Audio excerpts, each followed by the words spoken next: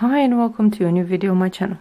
Today I will show you how to make a swatch for this beautiful baby blanket using this stitch that I created almost 2 years ago now. You will be using this stitch in other projects as well, and it's easier if we just have a reference for a swatch that I can point you back to. So today I will show you how to make a square with a few of these hexagons, and then how to make the edging for this specific blanket. When you get the pattern from my website, you will have all the instructions to make this exact blanket, but you can also make your own depending on how large you want it to be. You also have instructions for that, and you will also get a chart if you prefer working from charts. But I think that the video will show you exactly what you need to know to make this interesting stitch combination. So let's get started. To make the baby blanket, you will need some yarn. I recommend this yarn, which is called Himalaya Enjoy. It's 50% bamboo and 50% acrylic. It's super soft. It doesn't peel. It's very plump, let's call it. It has a high twist, and it's very comfortable to work, especially in this pattern. This is also what I used for the blanket. Now today I will demonstrate using a different yarn, but the principle is the same. If you want to, you can use cotton or any other yarn you like, but I highly recommend this kind of yarn because it's so soft. You also need the hook that goes with your yarn. I'm going to use a 4mm hook, a tapestry needle, and a pair of scissors as always. We begin with a slip knot on the hook. To make the slip knot, we twist the yarn, pick up the loop and pull. Then put this on the hook and close it up, leaving a tail which you will later on weave in. Now we have to chain a multiple of 4 plus 3 extra stitches. So I will make 8 plus 3, that's 11. This is the base chain in which we will be working the pattern. Maybe I should add 4 more to make it a bit wider. To begin the first row, we can chain 2 and start working from the second chain, or we can make a standing double crochet, which is what I prefer to do. So to make a standing double crochet, we pull up a loop like this, go with the hook around, and then put the hook through the first back bump of the first chain, and then we pull up a loop, yarn over, pull through 2, yarn over, pull through 2.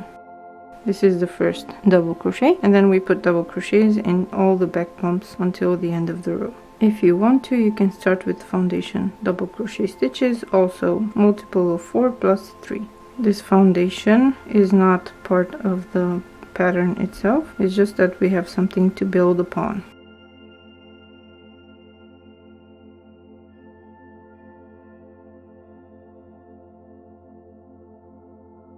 That's 15 double crochet stitches, and we turn. At the beginning and end of each row, you will always have a double crochet stitch.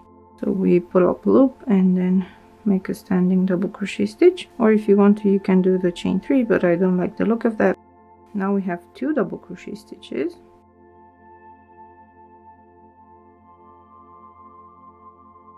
Then we have a repeat of bead clusters, what I call them in the pattern. This is a cluster made of a 1 back post extended double crochet stitch and a double crochet stitch. This cluster is made like this. You yarn over, and then you go with the hook behind the next post, pull up a loop, chain 1, yarn over, pull through 2.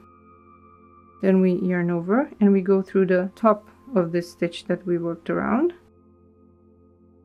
pull up a loop, yarn over, pull through 2, yarn over, pull through 3. So this makes one raised stitch on the front of the work, so now we're working on the back, and it also prevents there from being a gap here. Now we have 3 double crochet stitches and 1 more bead cluster. So we yarn over, go behind, pull up a loop, chain 1, yarn over, pull through 2, then yarn over, go through the top of the stitch, pull up a loop, yarn over, pull through 2, yarn over, pull through 3. And we have 3 double crochet stitches. Then we have 1 more cluster and 3 double crochet stitches.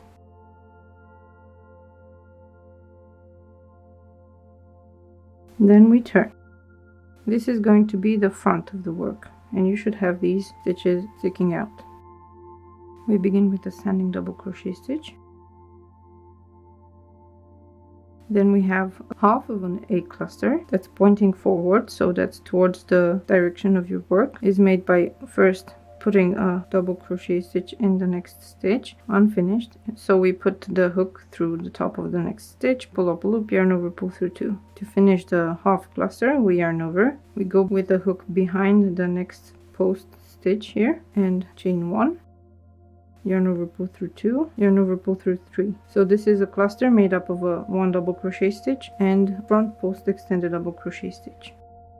Then we put 3 double crochet stitches, 1 in each of the next 3 stitches, so make sure you are not skipping some stitches. The A cluster consists of 2 front post extended double crochet stitches and 1 double crochet stitch. We begin by yarning over. We put the hook behind the front post before. We pull up a loop, chain 1, yarn over, pull through 2. Then we have 1 double crochet stitch here in the next stitch. We don't finish it, leave the loop here on the hook. And then we have the 3rd stitch in the cluster. We yarn over, put the hook behind the next post stitch, then pull up a loop, chain 1, yarn over, pull through 2, and now yarn over, pull through 4. This completes the A cluster stitch. Then we have 3 more double crochet stitches, and then another A cluster. Again, we yarn over, put the hook behind previous post, chain 1, yarn over, pull through 2. We make a double crochet stitch and then a more front post extended double crochet stitch around the next post.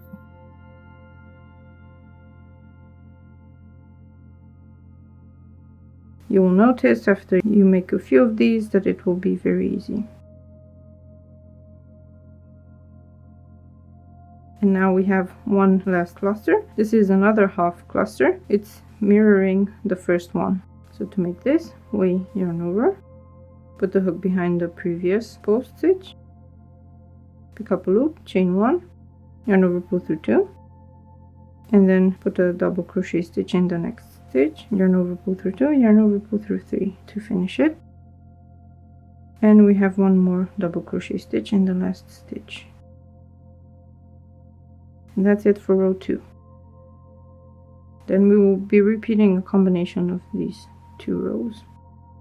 Now we turn. For row 4, we will have again the B clusters. So we have 1 double crochet stitch. Then wherever we have one of these clusters, there will be a B cluster. To make the B cluster, we yarn over. We put the hook behind the post stitches, only the post stitches, pull up loop, chain 1, yarn over, pull through 2. And then we yarn over and put the hook through the top of the stitch here, and then yarn over, pull through 2, yarn over, pull through 3 to finish the cluster. Then we have 3 double crochet stitches. Then we have another B cluster.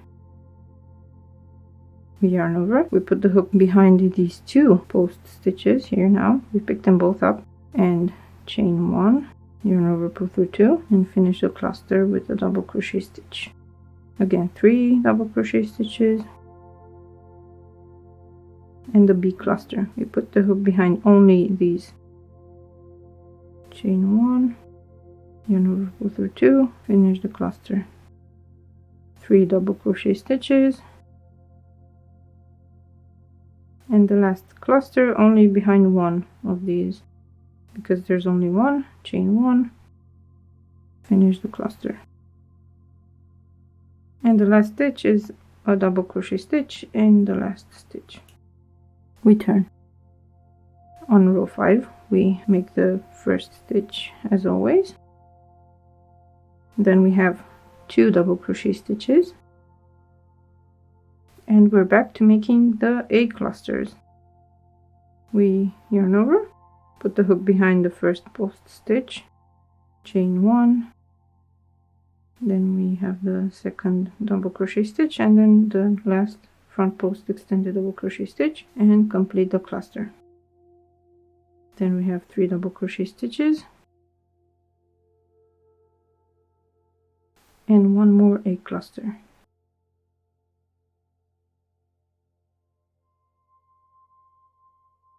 And then 3 double crochet stitches and 1 A cluster.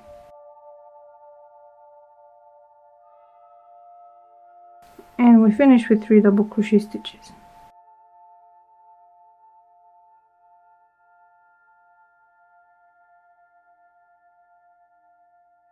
And that's it. That's the 4-row repeat. And the next time you will make row 2 here, you will build on these 2 hexagons, and then row 3 will complete these hexagons. So I'll show you how to do it, but I will not slow it down. I will just want to show you how it grows. Now we have a repeat of row 2, which means that we start with a double crochet stitch, then we have 2 double crochet stitches, then we have a repeat of bee clusters and 3 double crochet stitches.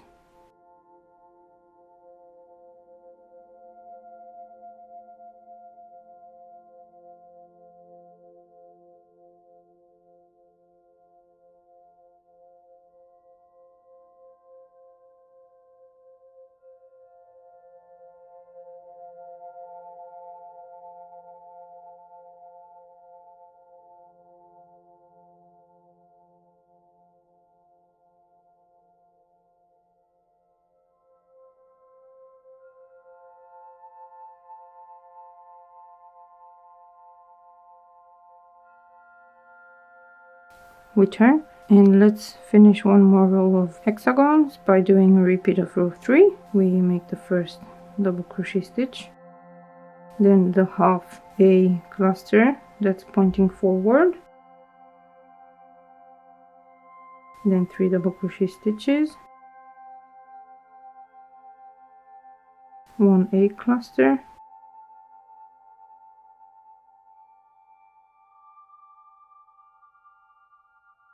three double crochet stitches, another A cluster,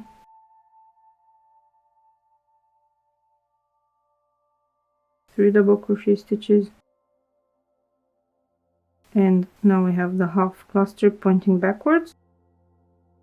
So we have the front post extended double crochet stitch and the double crochet stitch together, and the last stitch is the double crochet stitch.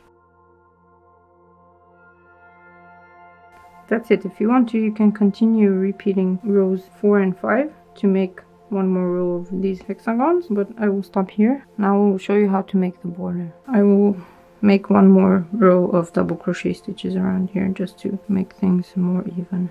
To make the border, you can follow the instructions in the pattern that say to make first one row of half double crochet stitches with 2 half double crochet stitches, chain 1, 2 half double crochet stitches in each corner, but I will skip that for the sake of the video, and I will show you row 2, which consists of 1 slip stitch in the first stitch, then 1 single crochet stitch, then 2 half double crochet stitches,